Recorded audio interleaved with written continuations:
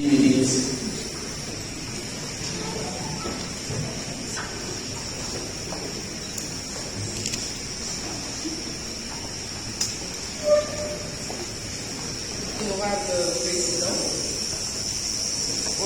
président du bureau de l'Assemblée provinciale centrale, honorable membre du bureau, honorables députés provinciaux, en ce jour où je me représente devant votre petite assemblée, dans le cadre de la campagne pour les élections sénatoriales, j'aimerais m'acquitter d'un agréable devoir que celui de remercier le Seigneur, notre bon Lélo, maître du temps et des circonstances, pour le don de la vie sans laquelle tout rêve, toute aspiration et tout projet sont impossibles.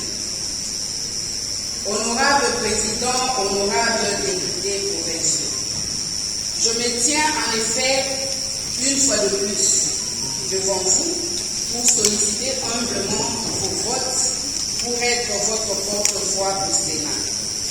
Aussi, pour vous permettre de faire un choix objectif, je m'en vais de prime abord vous faire une brève présentation de ma modeste personne.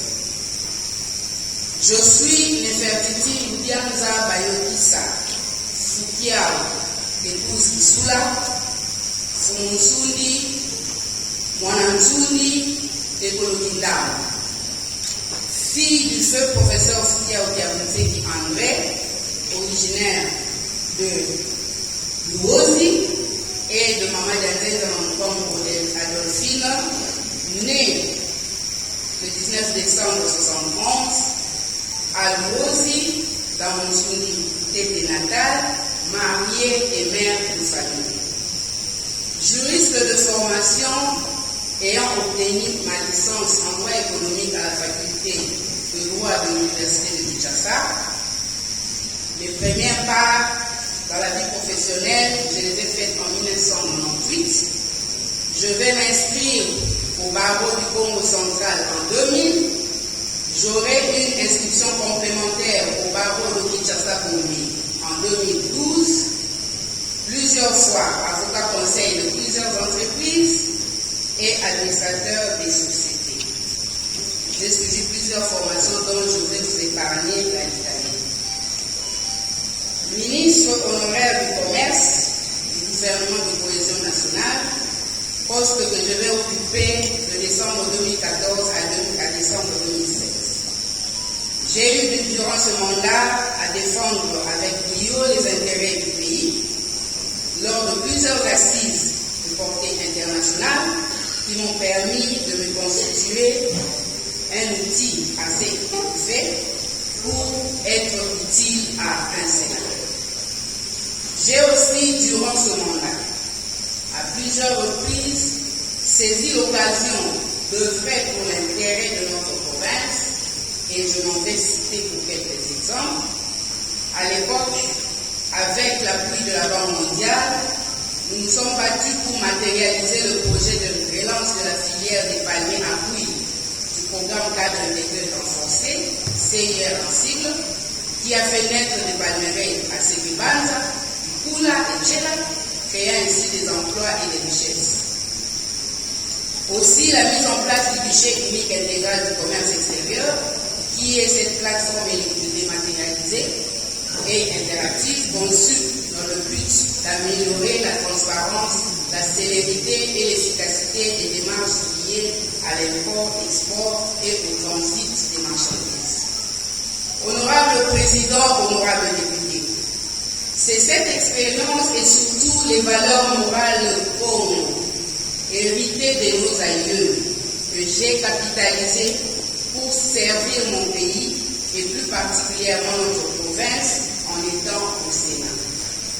En effet, ayant été élue sénatrice pour la législature sortante ou finissante, j'ai en digne princesse Congo porté haut l'étendard de notre chère province, et ce, tant sur le plan législatif que sur le plan social.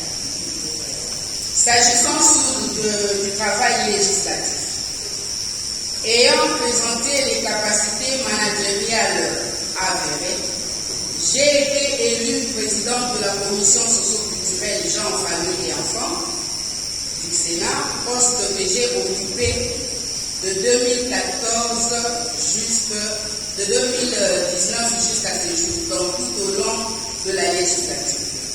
Sous mon leadership, la commission socio-culturelle a été celle qui a battu les records d'adoption des textes de loi en faveur de nos populations. Parmi ces lois, nous pouvons citer notamment la loi sur la transplantation d'organes, des tissus et des cellules de corps humain, loi qui est aujourd'hui envoyée à l'Assemblée pour la deuxième lecture. Vous comprendrez l'importance d'une telle loi, vu que dans nos familles, nous avons autant d'enfants, par exemple, drépanocytaires, qui aujourd'hui ont un besoin récurrent de transplantation et aussi parce que même la transfusion, c'est une sorte de transplantation. Il y a la loi organique portant protection et promotion des droits des personnes vivant avec handicap, la loi portant protection des droits des peuples autochtones, très important, la loi fixant les principes fondamentaux relatifs à l'organisation de la santé publique, et cette loi ayant organisé la couverture santé universelle qui, elle, ouvre la porte à la maternité gratuite notamment.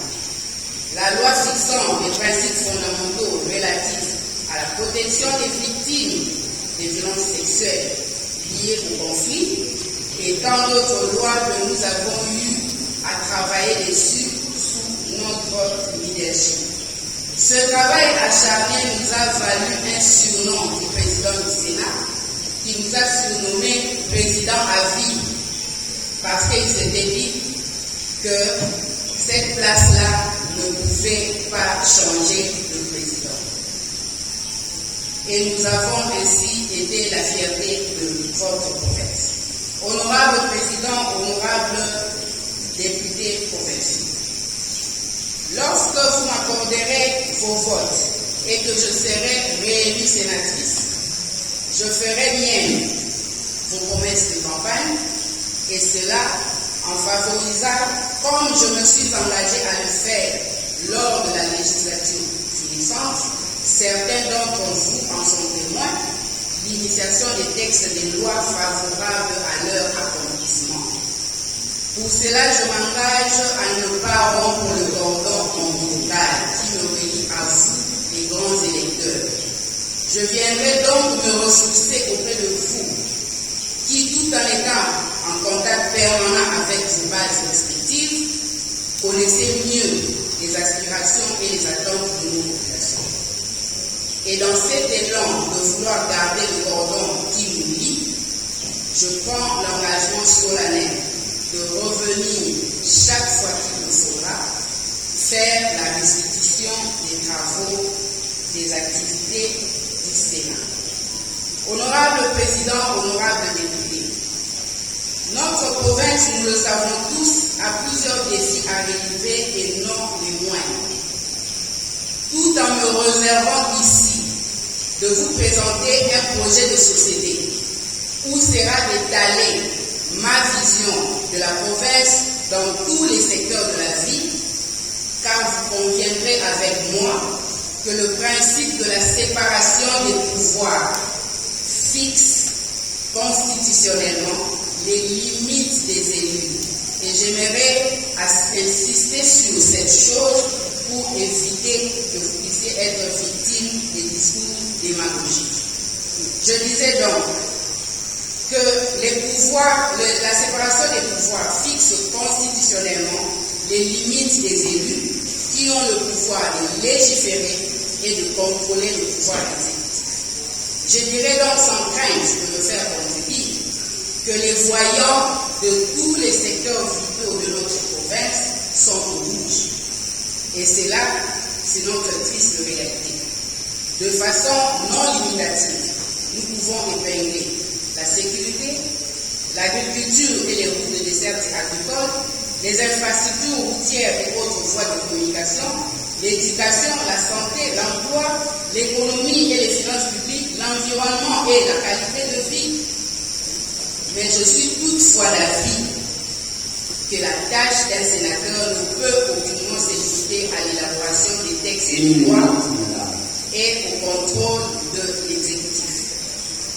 Un travail de lobbying fort et responsable est donc indispensable pour porter à la connaissance des hautes instances de décision de notre pays les frustrations cumulées de nos populations et faire bénéficier à notre province les dividendes de tous les dons que le Nzambiankoum a déversés sur nos terres. Ces terres que nous devons protéger au péril de notre vie. Se dit Moani Nando Dogueyo. S'agissant donc de notre rendement extra-parlementaire, nous avons été sur tous les fronts des questions épineuses de la province. Nos itinérances lors des vacances parlementaires dans la quasi-totalité des territoires de la province, ainsi que la proximité avec les députés provinciaux que vous êtes, nous ont permis d'apporter par un lobbying responsable des solutions et débuts de solutions à plusieurs problèmes sociaux et économiques. Ce lobbying ne se limitera pas au niveau national, car nous avons eu déjà à expérimenter des partenariats bénéfiques à l'épanouissement de nos populations dans les secteurs basiques. Pensez à l'hôpital par exemple, et entendons donc laisser en instruction des députés, provinciaux que vous êtes, disséminer ces projets dans le territoire. Pour conclure, honorable président, honorable député, je ne puis, excusez-moi, descendre de cette tribune sans placer un mot sur la question du genre. Oui, encore et toujours les gens, supportez-nous. Et pour y procéder, je voudrais nous ramener tous à l'essence de notre culture ronde. Quelle place avait à la femme dans notre culture? Tant que nous ne retournerons pas aux fondamentaux, nous continuerons de tourner en rond. Chers députés, choisissez d'envoyer une fois de plus une nona au Sénat, votre nona, Maman Bianza, qui par la volonté prophétique de ses ancêtres porte un nom significatif. Renvoyant à la mère nourricière, à la réalité révélée de l'existence du monde et à la puissance de la terre. Je conclus, je suis la mère du monde, comme le président l'a dit, et je porte bien ce nom. Chers députés, disais-je donc, tirez votre choix de la puissance de notre croyance en la femme, symbole de la pérennisation du clan, de la survie de la race et de la protection de nos terres. L'honorable président qui me regarde sait de quoi je parle. Par ce choix, vous porterez la mer et vous ferez le choix de la cohésion et de la paix dont la province a assurément besoin pour accéder à son développement. Voter pour Nefertiti Moudianza, c'est voter pour la continuité d'une représentation efficiente du Congo central du Sénat. Votez donc pour la candidate numéro 5 et vous ferez assurément œuvre utile. Je vous remercie pour votre attention. Merci. Honorable. Elle a eu 2 minutes et 5. Monsieur Nzekba Ngeyoula Bonoy.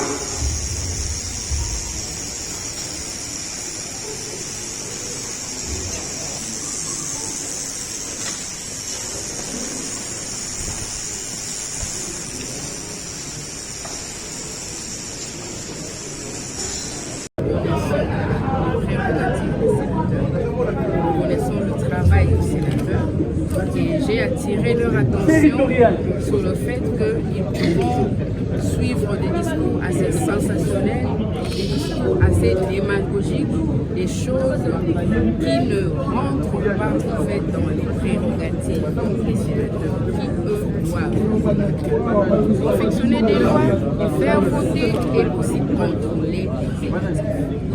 Mais mis à part ces deux choses, nous pouvons aussi exercer un lobbying, essayer de pousser les dirigeants à pouvoir solutionner certains problèmes de population. Donc, j'aimerais que les grands électeurs soient avertis que beaucoup viendront promettre des choses, mais qu'ils soient vraiment avisés pour savoir où se trouve la vérité et qui sont les personnes qui peuvent effectivement faire le travail pour lesquels on les enverra au Sénat. Allez.